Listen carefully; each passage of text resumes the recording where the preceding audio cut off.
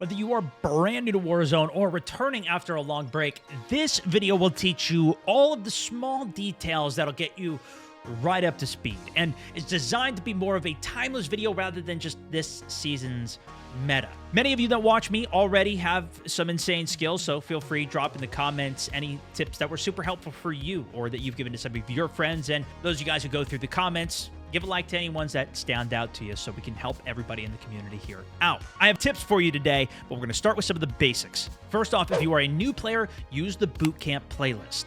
It may be hard to find in their terrible menus, but if you go to the featured list, Warzone Bootcamp will get you up against some other players, but also just some bots. It's also a shorter mode, so it'll get you a little bit more acquainted with the game. Something I like to do before playing on the day is to go to multiplayer and set up a private match. You can add just some recruit bots to the other team, practice some snipes, or turn the health up to 300 matching Warzone to practice some of your recoil control. You already heard me say meta. This is a very common term within the game, meaning the most effective tactic available. What is the best stuff that will guarantee you wins, or at least give you the best odds? It's a very important term, and you'll see a lot of people using this. The sooner you can find it, the better you can do, which leads me to finding the meta. Typically, SMGs and ARs are the power weapons in this game. It's what they tend to lean towards, and if you look up some of the pro loadouts, it'll quickly get you to what is the best strategy. Now, you can further compare this by looking at time to kill charts, and True Game Data has a lot of great information. There's some apps out there you could use, but the main way you find the meta in this game is by seeing what you're dying to, especially when you're already using the best thing that you can. When you die in a head-on-head gunfight, you'll realize what's the better option. In that same vein, though, don't only play to the meta. You can still have a great time in this game using different weapons, unless the only way that you derive fun is by having wins, which I will say is a lot of it. I test a ton of different guns and have a great time doing them, even if I end up losing and I'm trying to get a win for the video. How to level guns and get attachments then require you to actually have that gun out, whether you're getting kills with it, obviously, or completing contracts. As long as it's in your hand, any XP that you earn will go towards your overall level as well as the individual weapon level.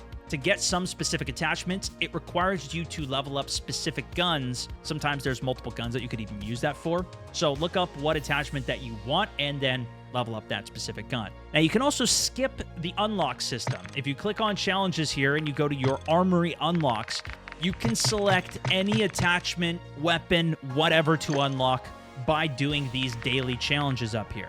If it's not showing on the armory list, go into the specific weapon that you want and you can click on a locked attachment.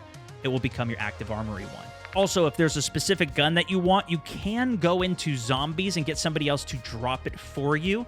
If you extract in zombies with that gun, it'll instantly unlock, excluding the weekly challenge, which they release every single week, new attachments or weapons. To level up guns quickly, I recommend going into Plunder or Lockdown. This is the free part of Warzone where you'll automatically spawn with the gun that you're actually trying to level up. Usually it is a bit faster to actually do it in multiplayer, but of course you have to buy that. You can also do it in zombies at a pretty fast pace, but I'd just play with whatever you have the most fun with. And if you really want to steamroll it in Plunder, then I recommend getting a whole squad together, smash some recon contracts where you don't even have to worry about fighting other people. Just keep that gun in your hand, get a chopper, and get those done. This is the controversial part, but you can also pay to level your guns. Let me explain. Double XP, specifically for weapon tokens, can be received by certain promotions that Call of Duty has going on. Some people even try to buy this off of websites, but you can also get it in-game. Some of the skins in the store that you'll see with this party skin icon allow for free double XP, weapon XP, as well, as long as you and a friend in the same party have this skin on. Better yet, if there's 3 people with the same skin, you also get double Battle Pass XP, although not usually as important for people. Also note with Black Ops 6, these skins and operators do not transfer over to the multiplayer. They've already announced that for us, but they will transfer over to Warzone. Of course, Warzone likely won't be getting an update until later after Black Ops 6's release. But if you're looking for somebody with the same skin to grind out a weapon or two right now, especially for new seasons, link is in the description. Join in on my Discord with the community. Okay, now let's get into some specific gameplay tips, starting with the main movement tech that you really want to learn. Starting with the most important one that came back, which is sliding and slide canceling. Now, while you can't shoot incredibly well while you're sliding, the main goal you're going after with this is being able to pull your gun up quickly while still maintaining your movement. Walking around or up to a corner with your gun already out is very slow versus sliding right into it, already being ready to go. The idea being you can cancel or stand up out of your slide whenever you want to and be ready to shoot. Jumping corners is also very important rather than slowly walking around a corner already aimed down sight. In this game, you can aim down sight while in air, so jumping around the corner and holding aim down sight allows you to shoot as you're coming around that corner, then letting you be on the offense while you're pushing it. It also allows you to swing wider out, so if somebody is pre-aimed right on that corner, they then have to make an adjustment to try and stay on you. While there's no bunny hopping in this game, you can still jump while shooting. Bonus tip here is to slide out into a shot and then jump back in the direction that you just came from to try and break the camera angle and their expectation, which leads to breaking cameras. Sliding as well directly into somebody or directly past them will not allow for aim assist to track on them, essentially breaking their camera and giving you free shots on their back. You do want to try and maximize your aim assist though. I'm talking to controller players here. Strafe aiming makes a massive difference. Using the right stick does naturally have some aim assist, decreasing your sensitivity as you get over the target. However, if you are strafing, that is moving left or right while looking one direction, that increases your aim assist. This works even if you're moving diagonally too, but it'll then start to really track on the player. The point is, even if you don't need to be moving, move. It'll make you harder to hit, and it will give you extra aim assist. Drop shotting is still quite popular in Call of Duty, but you mostly want to use this at closer ranges. And you do run into the risk of dropping down into somebody that was shooting you in the chest, giving them a free headshot.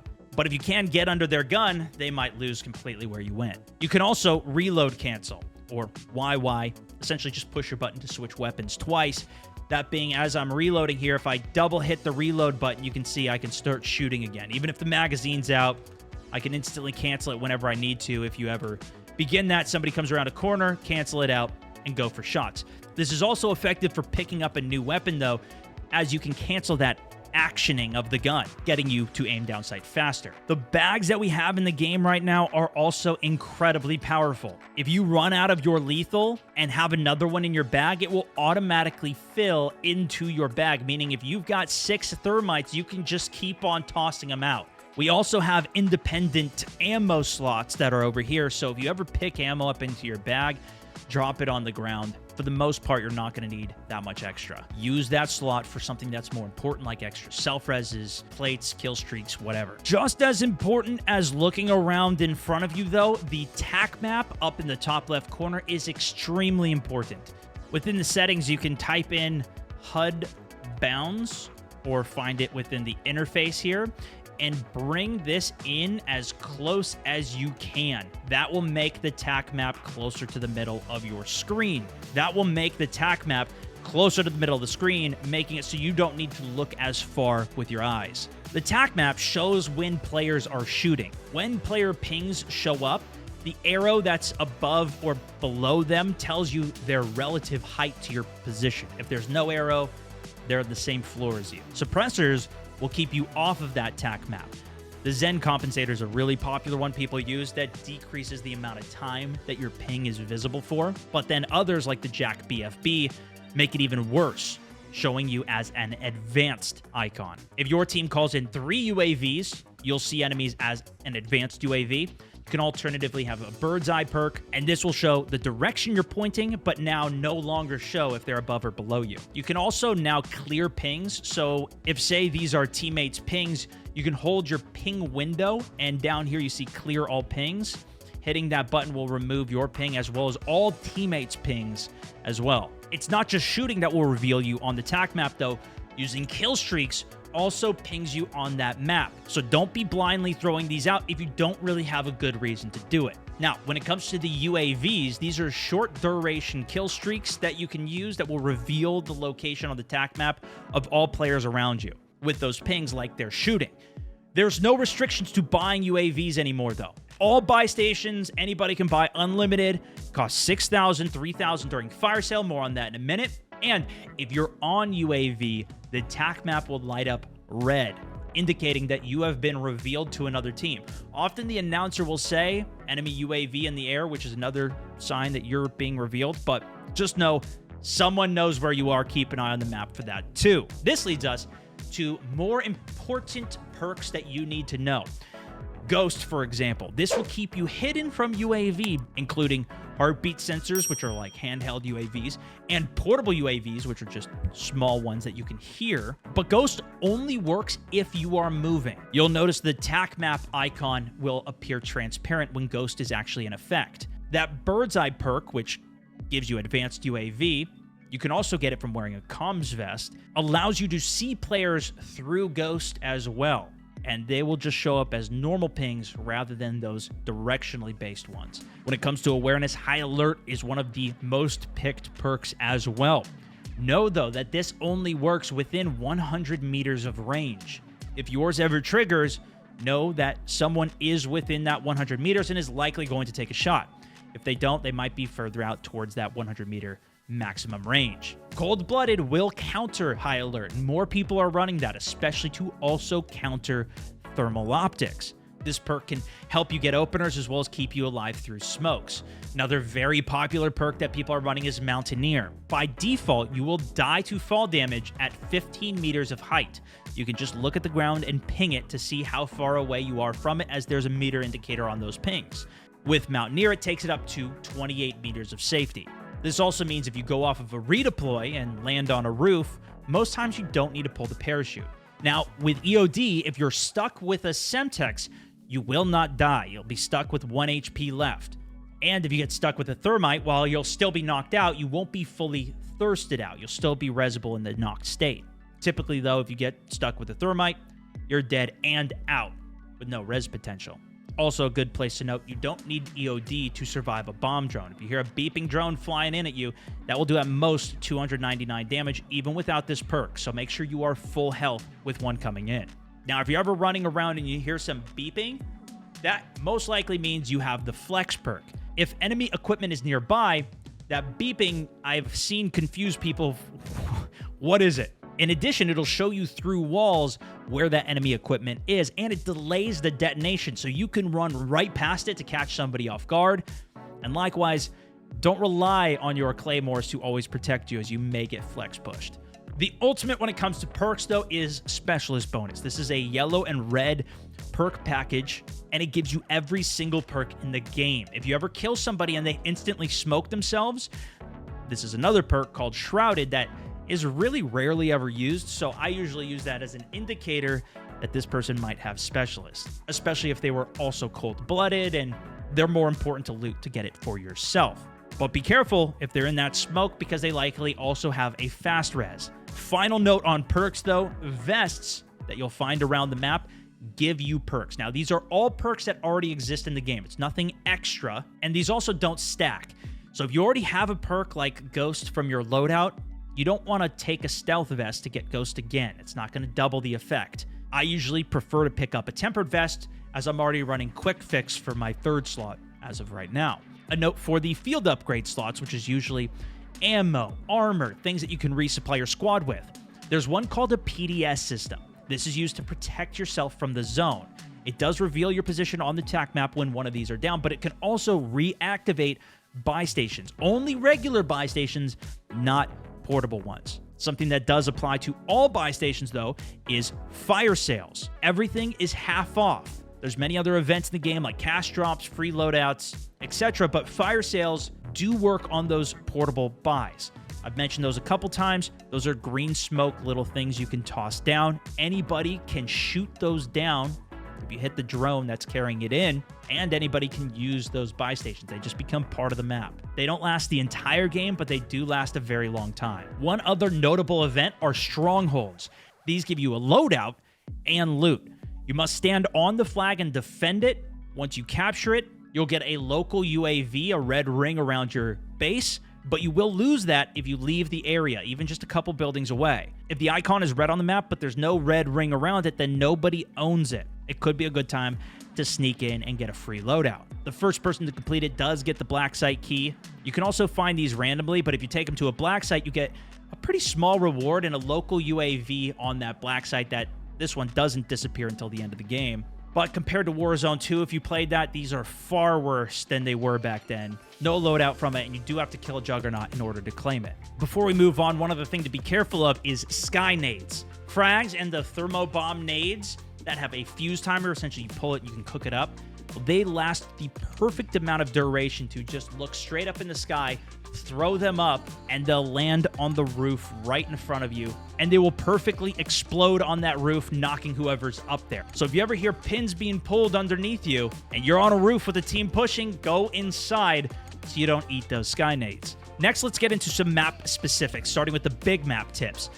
These now have bunkers on them. Keys are required from completing intel or high-value target missions. Whenever you pick that key up, it'll show you on the map where you can access to get into one of these bunkers that give you absolutely massive rewards like Specialist or knowing where the game will end, called Foresight. These are very easy to camp, and at the back of them is a permanent redeploy that cannot be shot down. If you see one of those things pop up in front of you, you could even jump in and try and contest the team that's working it. Stash spots are also super important on this map. They guarantee like $2,000 to $5,000 cash, which is a lot, and they usually have pretty solid rewards in Battle Royale from gas masks, kill streaks, and even if you suck at the game, you can be an incredible asset to your team if you know where all these stash spots are, because you're going to have so much cash flow coming to the team. Good for regain, the start of the game, an end game, little come up, anything.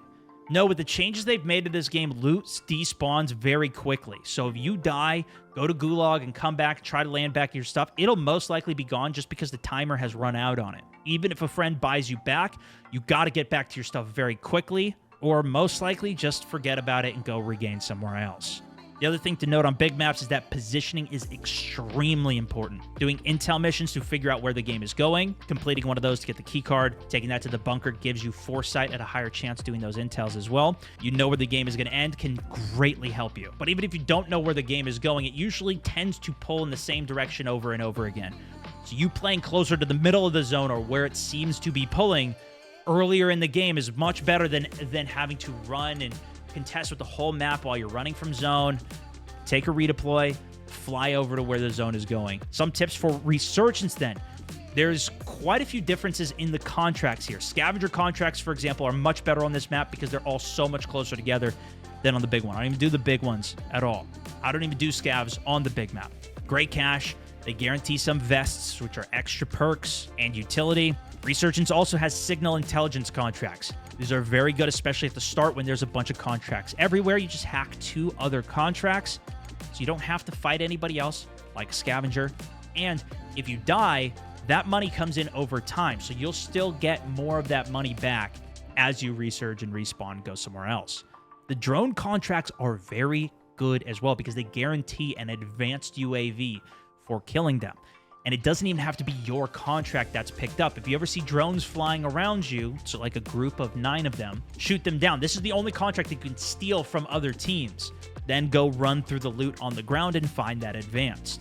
Specifically on Rebirth Island, Specialist bonus is guaranteed on this map. The only place you can get a guaranteed Specialist outside of 30 grand on the main map. For this, go to the bottom of Bio, pull the shower lever, grab the key, take it to the other side of the map over at Stronghold, where you'll get a loadout and Specialist for everybody on your team. There is a lot of individual Easter eggs. I can't go through them all here, and that's true for most of the maps, but Rebirth will have the most, and a couple other notable ones. There's another key card from Grandma's house, which is this building here, next to the prison. 2nd floor, right on a box, right up here. There's also the Perseus key on a shelf on the south side of this building. All 3 of these you can take to the vault, but again, the one up at Bio is the best with Specialist. Also, if you ever kill somebody and they have a phone, pick that thing up and hold on to it. It is just going to keep giving you and your whole squad a bunch of free cash.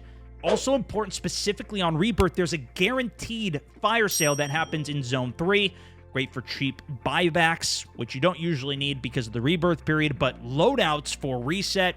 You can also spam UAVs if you're already steamrolling the lobby. Watch out for people popping 3 UAVs to trigger an advanced UAV to come after you here. Also to note, any of the loot after Zone 3 that you put down is there for the duration of the match. This is how we cheese the game to get unlimited stims, basically, for the end game to win without getting any kills. Very important for the resurge mode in general is always stay alive if you are the last person in the squad. It is more important that you stay alive than get any kills. Run away, hide in a corner, make sure you get your teammates rezzed. And that speeds up by moving, looting, and pretty much taking any action. If you knock somebody, kill them, it'll bring your team back quicker, which brings me to my final point for everything. Teamwork makes the dream work. Man, teamwork make a dream work. Landing together gives you not only an XP boost and a loot UAV ping, but also makes you much more deadly. Then throughout the entire rest of the game, some of the best players in the world who have dropped the highest kills absolutely despise players for stacking. That's because it's really good. Play with your team. Having mics and working together, even if you are not the best player in the world, makes a significant difference, which is also why I recommend you join in on my Discord server. Always have people looking for games. Even now, there's people in lobbies running games. Just join in, look for some people, and get some dubs. If I missed anything, let me know in the comments. What's been helping you out the most? And if you see any really good contributions down there, give it a like. Let other people know. I am planning to do a little bit of a settings overview and help guide you guys in some of the right directions there too. But I think this is going to be a really good overview video to hopefully get you guys back in the game and doing better than ever. If you have any other requests too for things that you'd like me to cover or talk more in depth on, let me know. And thanks so much for watching.